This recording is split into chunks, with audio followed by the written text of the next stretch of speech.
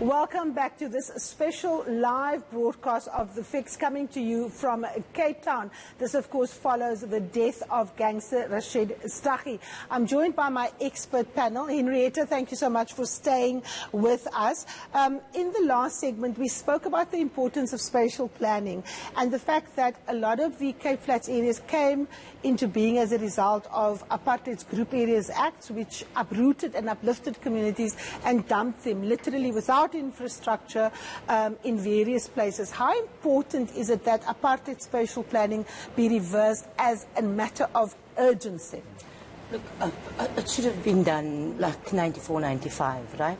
We still have a city and a province that is continuing in the spatial, apartheid spatial development. We still have, look, if I can take, for instance, Bonteheuwel alone, it was established for 30,000 people. Today we have 56,000 people there. We have so many backyard dwellers. Yes. And yet they want to take away, they're rather taking away our recreational spaces, our fields and open parks to build more and more houses to overcrowd us. Already we have a humongous problem when it comes to poverty, crime, all of these things. In a flat in Bonteheuwel, the average amount of people who live in a flat, and how many rooms would a flat, a maximum flat have, bedrooms, for example? Okay, so we were talking like maisonettes. Yes. Right? So it's maisonettes and sometimes flats and cottages. So what you would have, it's nothing for you to have 3 to 4 windy houses in a backyard. Even in the maisonettes now, what we have is we have a windy house, a wooden structure in the front yard, because the maisonettes has got smaller yards. So now what you have is, we normally see people's washing hanging out in the backyard. No, there's no space because there's too many windy houses. So now people are hanging their washing in the front, in the yard in front, because there's no space, or they're hanging it by neighbors who's got space, who does not have so many windy houses. So you can find anything between 11 and 20 or even more at some houses, because you have generations living with each other, and it's just never ending. Pastor, I interviewed once a person who said to me that he wants to die living in a house, because he's been living in a backyard in Parkwood for 40 years. Yes. He is 57 years old. Now that is tragic. That is a signifier of willful neglect, isn't it? Yeah. Again, that is one of many people who has a dream just to be in a house, which is sad. And to your point earlier, you know, if you're wanting to fix, we need to lay new foundations in these townships that were built to fail. Because what we're trying to push especially women to work from home. As I said earlier, we perfectly positioned. If you look at the contact center industry, if you look at the contact center industry in the middle of the CBD, most of them are women working there that has to travel. Now, if you're living in Delft and you're working in the middle of the CBD, you're going to have to leave at least 4 o'clock in the morning. You put yourself at risk, you put your family at risk, everyone's at risk. So we're pushing the solution for women like that to work from home. Yeah. So we actually put our first agent to work from home in Delft. And we're wanting to do more of that because, again, as I said earlier, we can't continue to set people up to fail. We need to bring solutions. Now, of course, the reason why we're doing this program is because, of course, this is about people. Millions of people trapped in places of poverty, inequality, overcrowding.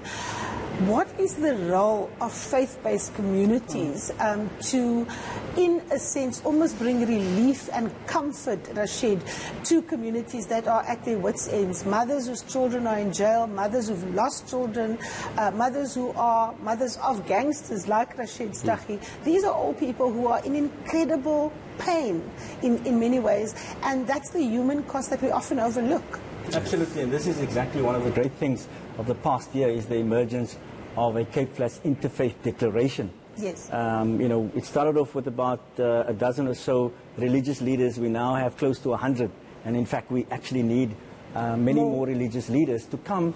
And the thing that we do is to provide comfort, to provide solace and support, you know, to traumatized communities. Yes. So one of the great methodologies that we've developed is, you know, on the 25th of August, we had a mass prayer service where we actually had a procession in Q Town.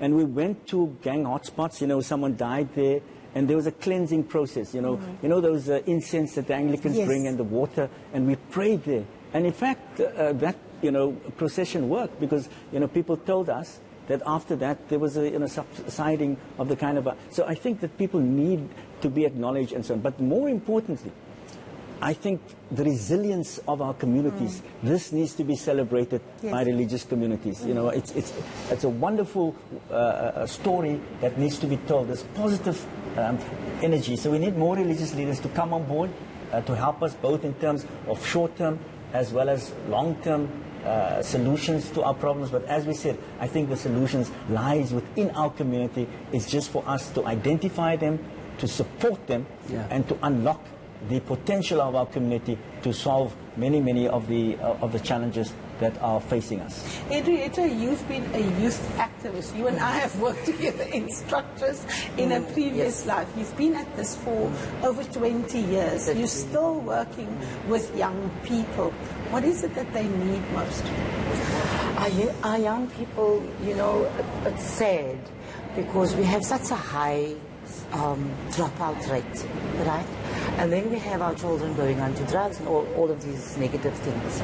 But there's opportunities. And it's not just opportunities. It's okay, people say here's a bursary or here's a skills program and so forth. But that child, does that child have money to get to wherever the training and skills is? Does that child have money to buy him or her something? Or if they are on a stipend, what is the stipend being used for something for the pot? Yes. So if we are giving our people opportunities, if we're giving training and so forth, then we have to think of the whole and not just come to classes for this time and such a time. The other thing, what I want to, in terms of structures, building communities and taking our power back, for me it is important that we build street committees, block committees, ward committees, right?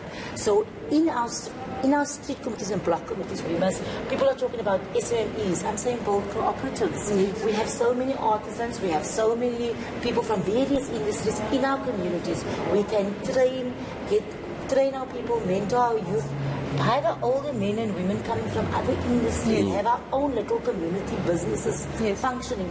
If we have a mall, a center, a business CBD district, why should we as a community not run that? Exactly. Why should we not own it? Now, the government, Pastor, is talking about building township economies. What have you seen in the Western Cape in terms of resources to do precisely what Henrietta has suggested? I mean, we have communities filled with artists, with artisans, people with skills, skills that are actually scarce skills, boiler making skills, tool making skills, that technology actually can't fit. You're always going to need a plumber. You're always going to need someone 100%. To cut the grass. You're always going to need a hairdresser.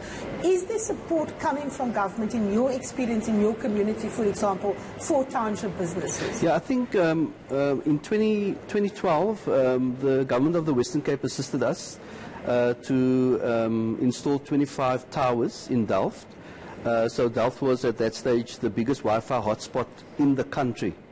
So obviously we needed to build a model where we could build on top of that, because that became our new foundation within the township. But I think what's very important, Karima, is that we cannot set our young people up to fail. We must create jobs of the future. The jobs that used to be, technology will disrupt that. And we need to get people that's currently in those jobs to be retrained as well, especially young people. Otherwise, they will be left behind. And I think what's important is that we need to entice government to come more on board, come more and support, because they must play the role of government. We don't want them to get involved with the running, as Henrietta said, we need to run the businesses ourselves. Because if you look at what's happening currently in our townships, you have mainly foreign-owned businesses. And our people are just going and consuming, and the money is leaving. So we need to use technology to get the money to stay. If the money circulates within our townships, then immediately you'll see the difference out there. Rashied, I see you nodding your head. You were speaking about bottom-up solutions, and that the solutions are actually contained within communities, which means, one, they are empowered, they are not spoken at, or two, they are engaged with. If you look at the kinds of jobs and skills levels that are there, what needs to happen, both from the private sector, because we often leave the private sector out and they're often left off the hook. What are their their responsibilities in getting these communities economic stability and survival and sustainability in the long run. Yeah, Karima, I think that's a very important point. But again, I would say, again, not the top down. There are existing. I give you something which, people may not, find it very flippant. There's a wonderful group you're working among youth called the Cape Cultural Collective. Yes. And they use music, right? And they have built, we also have a huge problem of racism in the Western Cape. So it's not only, building the city pole and the Cape Flats, but also in the Cape Flats, the link between Langa and Bonteheuwel. Yes. The link between in fact, recently they had that coming together of communities. They had, they brought youth from Langa and Langa and Bonteheuwel together in a concert. Manenberg and Guguletu, Khayelitsha and Mitchell's Plain. This is wonderful work. And this is the way in which we can channel our young people's energy and the tremendous talent. You see it now in the festive season. Absolutely.